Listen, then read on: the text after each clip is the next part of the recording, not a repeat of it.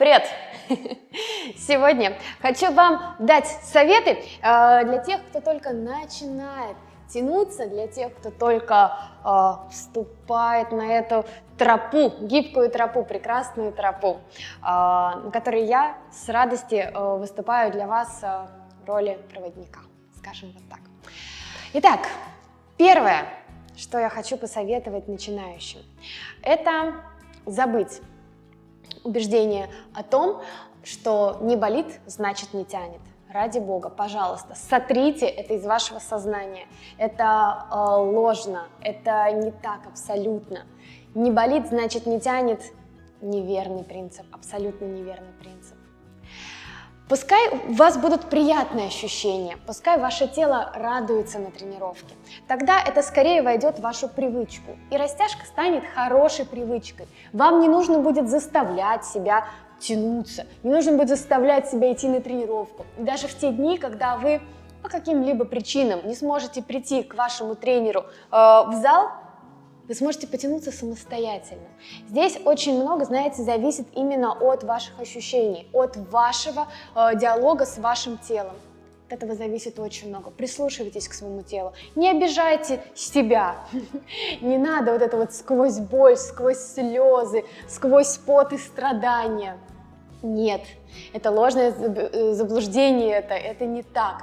Пожалуйста, поверьте мне, я действительно знаю, что говорю. Очень много различных кейсов, случаев в моей практике уже было. Я работаю со взрослыми людьми. Мы сейчас говорим вообще, в принципе, про стретчинг для здоровья, для взрослых людей. Мы не говорим про олимпийские пьедесталы, там совершенно другая абсолютная история. Мы сейчас говорим про здоровый стретчинг. Не болит, значит не тянет, это не про него. Это был пункт номер раз. Пункт номер два. Работайте в комфортной для себя амплитуде. И никогда не сравнивайте себя с вашим соседом по ковру на тренировке. Не сравнивайте себя, пожалуйста, с тренером. Нет, сравнивайте себя с самим собой вчерашним. Это очень важно. У каждого свой путь. И вы должны сосредоточиться именно на своем пути. Вы можете вдохновляться, но не сравнивать. Не сравнивайте себя и работайте в комфортной для себя на данном этапе амплитуде. Не толкайте себя куда-то, к чему ваше тело, ваш организм еще не готов, потому что будет сильный откат назад. Когда я говорю работать в правильной, комфортной для себя амплитуде, я вам даже покажу сейчас на примере, что я имею в виду. Вот, например, есть такое упражнение, часто, то есть классика, да, из исходного положения стоя на колене, мы наклоняемся к прямой ноге и здесь тянемся. И вот бывает, что растяжки еще не достает до того, чтобы достать руками до пола с ровной спиной.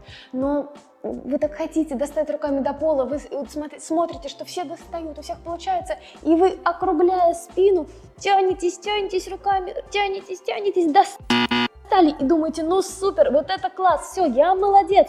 Но, друзья, нет, на самом деле нет. Потому что вот это положение в корне неправильное. Вы вроде как бы, вам кажется, достигли цели, поставили руки на пол, но при этом вы скомпенсировали положение. То есть вы взяли для себя некомфортную амплитуду. Вот. И вы получили ошибку, типичную ошибку в растяжке. Лучше делать все со своей амплитудой. Сейчас. Вот. Такое положение, если вы еще не можете достать руками пола, будет правильнее вот таким образом выполнять. С прямой спиной осуществлять наклон. Это был пункт номер 2. Пункт номер 3, он как бы выходит из пункта номер 2, и он гласит: не торопитесь, растяжка не терпит спешки. Никогда, пожалуйста, я просто очень прошу вас, не ставьте себе цель: так, я сяду на шпагат к Новому году. Нет, пожалуйста, я прошу вас, не делайте этого. Вы даже не представляете, какое огромное количество факторов влияет на степень и на уровень вашей растяжки в данный момент, и что произойдет через месяц, через 2, как ваш организм отнесется к этой нагрузке, к вашим тренировкам. Я вас очень прошу не ставить временные рамки для растяжки. Растяжка, она в принципе по своей философии не терпит рамок и границ. эти понятия, они употребляются и используются в тематике стретчинга, но только в отношении расширения границ. Мы стираем границы, мы убираем рамки, мы перешагиваем через них. Но только это все должно происходить мягко и плавно.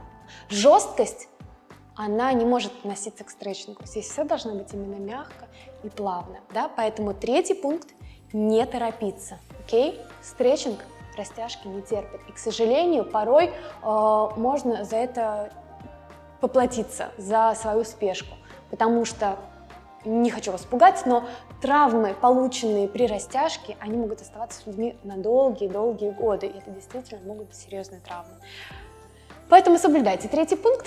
Я вас предостерегла, а предупрежден, значит вооружен. Не стоит торопиться. Четвертое не по степени значимости, а просто четвертое, потому что нужно ставить номера. Вот. Нумерация. Выбирайте, пожалуйста, себе тренера-профессионала. И тут вы у меня сможете задать абсолютно такой логичный вопрос. Настя, ну а вот как мы определим, что тренер профессионал? Вот мы вообще не из этой области, да? Как мы можем понять, что это не профан какой-нибудь, который, не знаю, вчера прошел 2-недельный курс по стретчингу, а человек, который действительно разбирается? Как мы можем это понять? Очень хороший вопрос. Ну, во-первых, первые 3 пункта. Сам тренер, он их соблюдает? Он вас тянет через боль? Он нам говорит, терпи, терпи, терпи, сейчас. Он садится на вас сверху, дожимая. Нам такой тренер не нужен. Это узурпатор.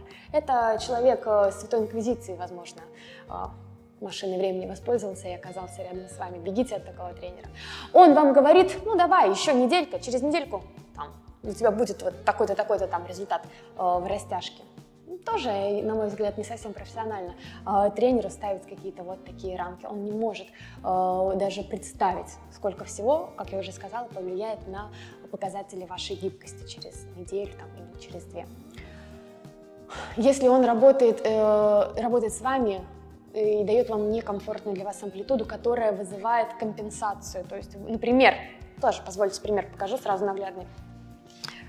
Вы в исходном положении лежа тянете ногу к себе. И вот подходит, предположим, тренер, который начинает вас тянуть, и в этот момент у вас весь таз кривится, корпус весь кривится, вы здесь все буквы ЗЮ, что называется, да?